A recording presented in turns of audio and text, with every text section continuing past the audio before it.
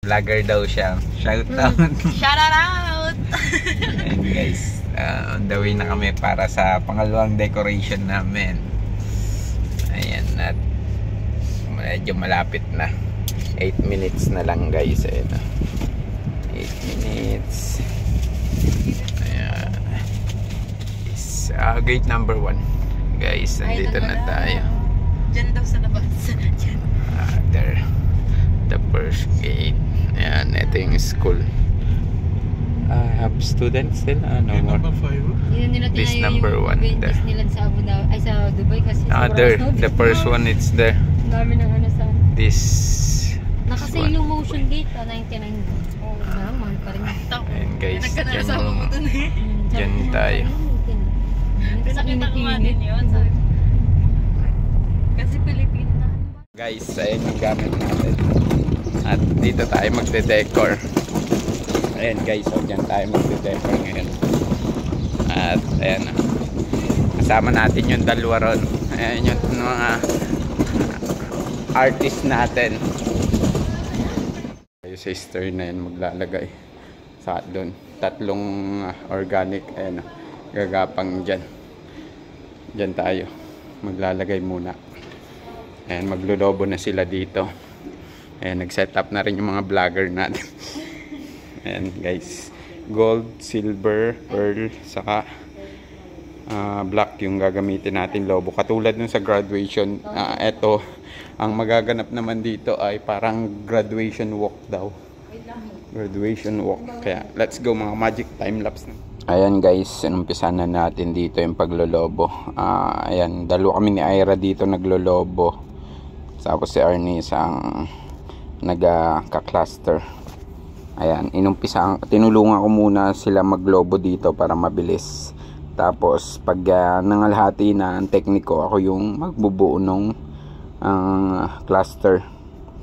Dito ginamit natin silver, black, gold at pearl color. Ayan, at gumamit tayo ng size 10 dito. Kaya medyo maliit. Tapos ayan, anim na cluster yung ginawa natin. Tapos bago natin patungan ng silver, ganun yung discard natin kasi 4 meters parang 2 meters ang kada kulay, parang 1 meter yung ginawa natin, kulang 1 meter. Ayan, at kung makikita nyo, ang pagkasunod-sunod natin dito ay pearl, saka black, silver, gold, pearl yung sunod-sunod ng lobo natin dito kasi pinagtabi natin yung gold at silver para shiny siya, saka dun sa black yung silver para kitang kita yung pagkakinang ng silver. Yung discard natin dito mga magic. At ayan, kung makikita nyo, nakabuo na tayo ng isa dito. At 3 yung gagawin natin dito habang patuloy na naglolobo dito si Ira. Kung makikita nyo, ayan, binilisan lang natin to. At ayan, marami-rami na yung nalobo ni Ira. Tapos tayo naman, ang gagawin natin dito pagkatapos neto ay ikakabit na natin dun sa salamin. Ang challenging naman dito sa pagkakabit ay yung kung paano ikakabit. Gumamit tayo dito ng 260Q saka tape para kapit na kapit doon sa glass. Pinaka doble lang natin, mamaya ipapakita ko sa inyo. Tapos inattach na rin natin yung malalaki. Kung makita nyo rito, naglobo na tayo ng malalaking silver, gold saka black. Tapos wala tayong available na pearl, ilan lang, kaya limited lang yung nilagay nating pearl. Tapos ayan, nagpa 5 inch na sila kasi patapos na rin. Pagkatapos kasi nung cluster, ayan, kakabitan natin ng 5 inch para lumutang naman yung size ng lobo, yung pagka-organic design nya. Yung kagandahan dito. At para hindi rin tayo mahirapan, isang size na lang yung ginamit natin dun sa pagka-cluster kasi may sizer tayo. Hindi na tayo gumamit ng maliit, malaki, ganon. na size para straight din pag kinabit natin. Tapos doon na lang tayo magdi-design sa 5 inch. Ayan, kita nyo naman wala rin tayong 5 inch na pearl, kaya ayan, gumawa akong 5 inch gamit yung 12 inch. Ayan, may mga tutorial din tayo nyan kung paano ginagawa. Ayan, tapos kakabit na natin to mga ka-magic pagkatapos na ito. Ayan, nilalagyan ko na dito ng 5 inch na gold silver para gumanda na yung pinakang lobo natin.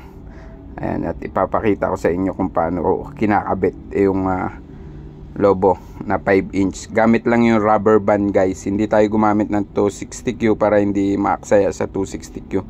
Ayan, kung makikita nyo dito, ayan na yung design na nagawa natin. Tapos dadagdagan na lang natin yan mamaya pag naikabit na, i-retouch na lang natin. Ayan, at ibababa na natin yan doon. Ayan, dito tayo mag-uumpisa sa taas. Nagbubuo na sa aira ito pagkakabit nagbabalon ng 5 inch. Tapos ayan, kinakabitan na natin ng 5 inch at ilalagay natin yan doon.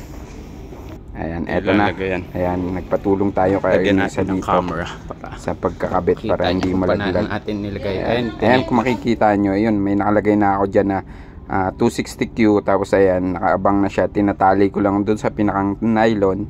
Tapos parang nakaipit din yung lobo sa salamin para hindi siya malaglag kahit umuga siya. Ayan na. Eto naman, dito naman yung gagawin natin yung pangalawa naman. Ayan, ganyan lang yung ginagawa natin dito. Gamit tayo ng rubber band, tapos ayan, iniikot lang. Yeah, but I didn't saw it yet. Take video of us.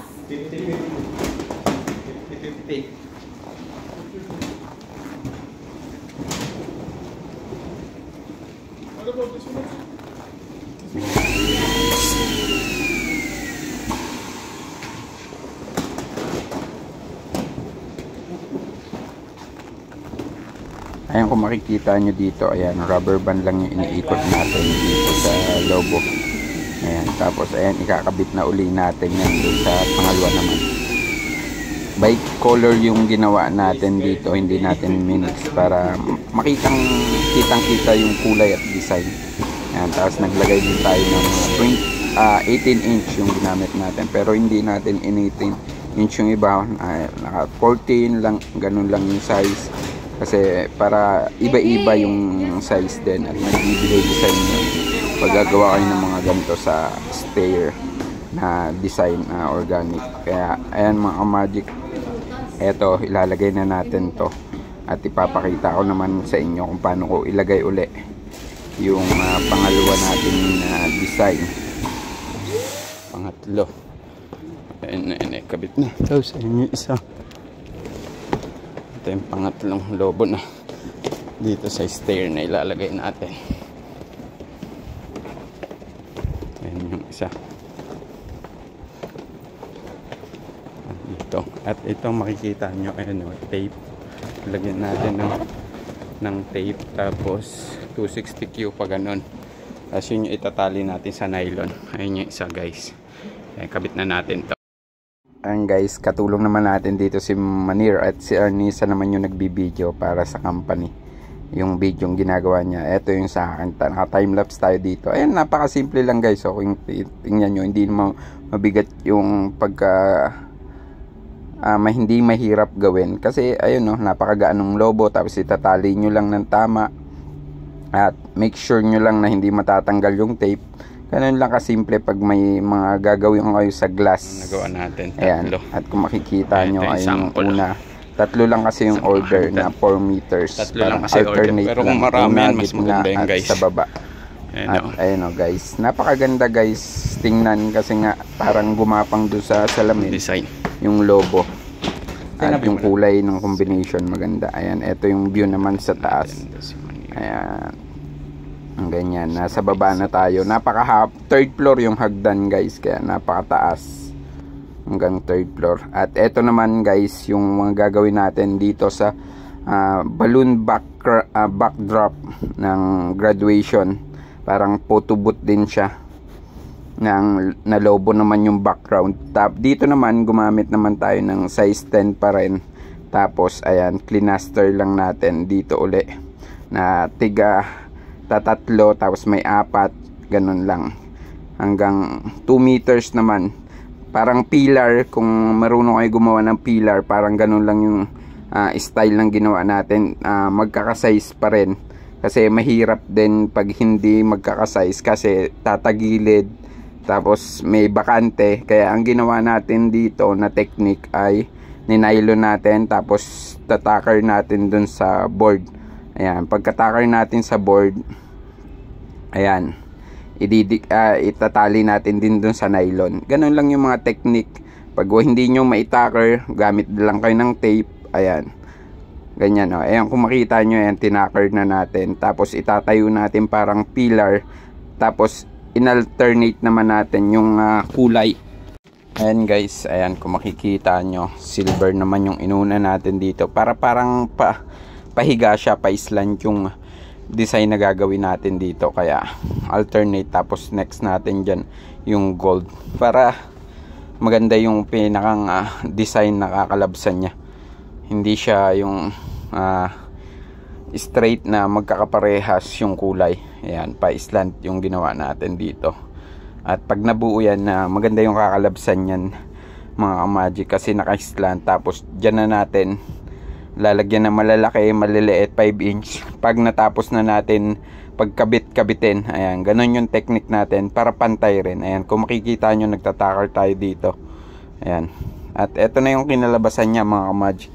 Ayan, at ngayon na nag-start na tayo dito maglagay ng mga ayan, spike.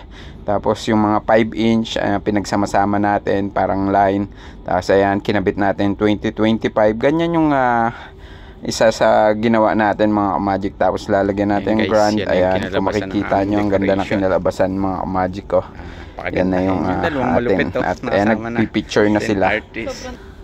Ayan, napakaganda. At nakuha natin yung gusto nating design mga ka-magic, yung nasa isip natin. Ayan. At thank you for watching mga ka-magic. See you next video na naman. At sana nagka-idea kayo kung paano natin ginawa tong grand, congratulations grand 2025. Ayan, para sa graduation niya mga ka-magic. Sana nagka-idea kayo kung paano natin ginawa. Ayan, tinakar lang natin yan sa board. Tapos dinikit parang pillar. Tapos nag-attach tayo ng mga lobo dyan. Ayan guys.